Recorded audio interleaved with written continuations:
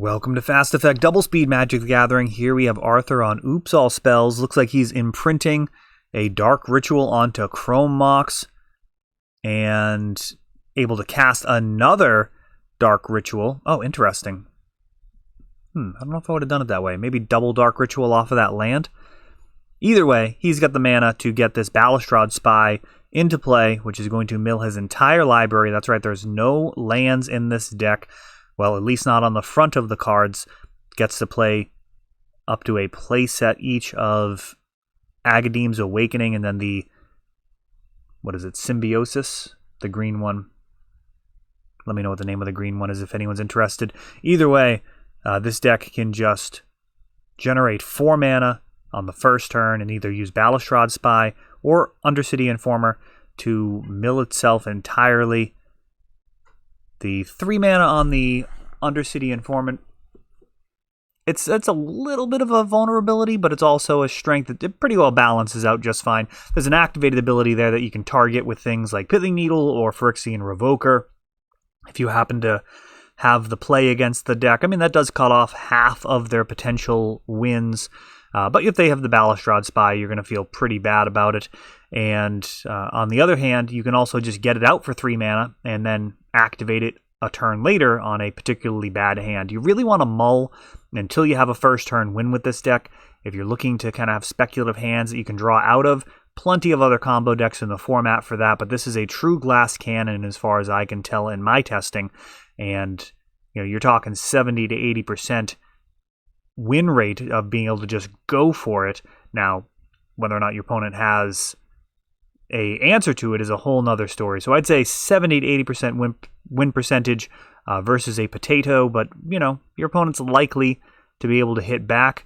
I believe Bruce Lee made note of how good everybody looks hitting a heavy bag compared to once somebody's actually hitting back, and this deck definitely has to play around things like Force of Will and, of course, Graveyard Hate post-board, which is most likely where we'll see Matt trying to fight this battle.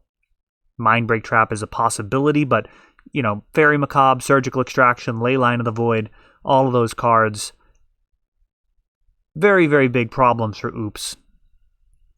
To the point where sometimes they will be pivoting into trying to win with Empty the Warren or Goblin Charbelcher.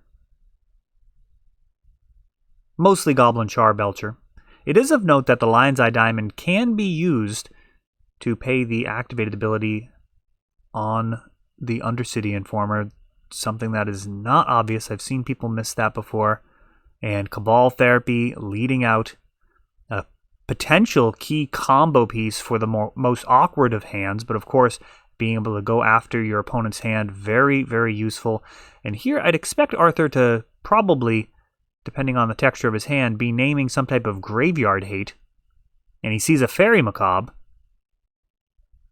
which will be a problem later. He's going to have to get that out of there. Cannot really win through it.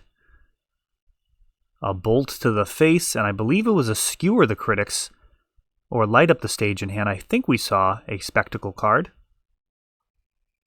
Skewer. So 6 damage to the dome. Matt really, really would do well to have a creature on board. Being able to turn sideways each turn would make a huge difference in regards to the total number of cards he's going to need to be able to win.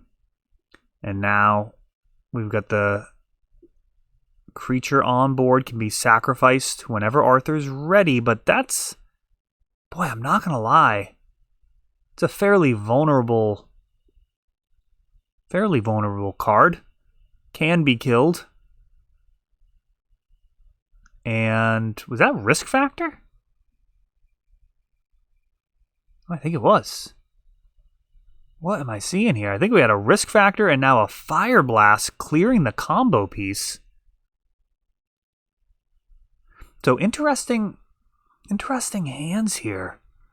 You would have thought that the Cabal Therapy would have been used to clear the Fairy Macabre.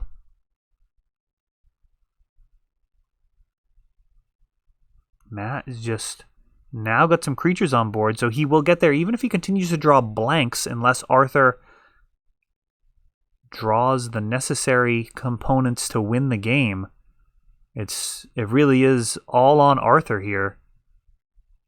Matt can speed things up, but he's just going to be able to keep turning stuff sideways. And now a Thoughtseize. That clears the Fairy Macabre.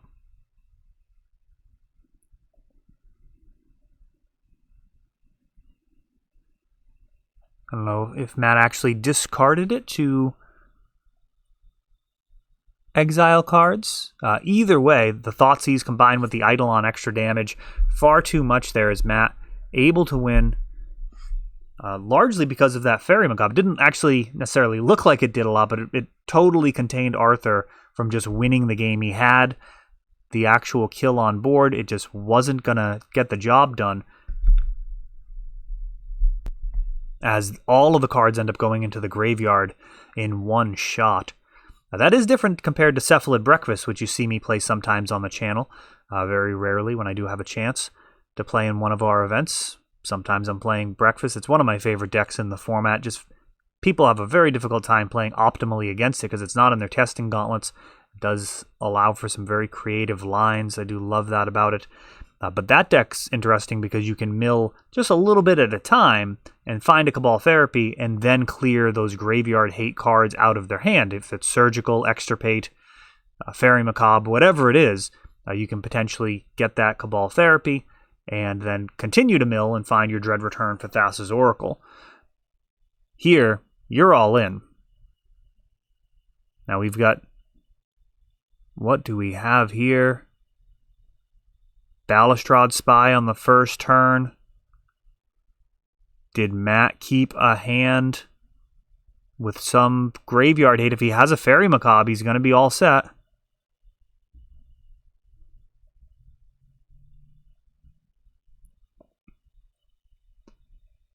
Interesting interaction with the live feed there. He's got the Fairy Macabre. And I think that's just going to do it. The deck cannot get past that. It's one of the more brutal cards against the deck. At least a card like...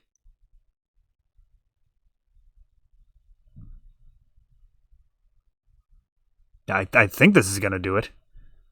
I mean, technically those Narcomoebas should still be on the... in the graveyard. Yeah, Fairy Macabre taking it down.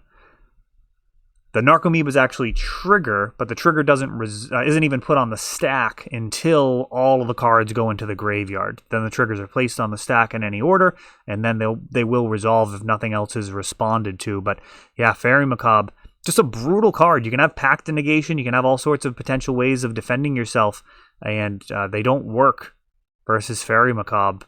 Doesn't really leave much room for the combo to work. You just have to find a discard spell prior, or it's going to get you every time. That is all for this one, but don't worry, there is a lot more. You can check out our older videos, and we're always putting out new videos from ELD's Time Vault Games in Bellingham, Massachusetts. If you want to help the channel, of course, you can like, subscribe, share, tap that notification bell so you can know the next time our new videos come out. Thanks for watching.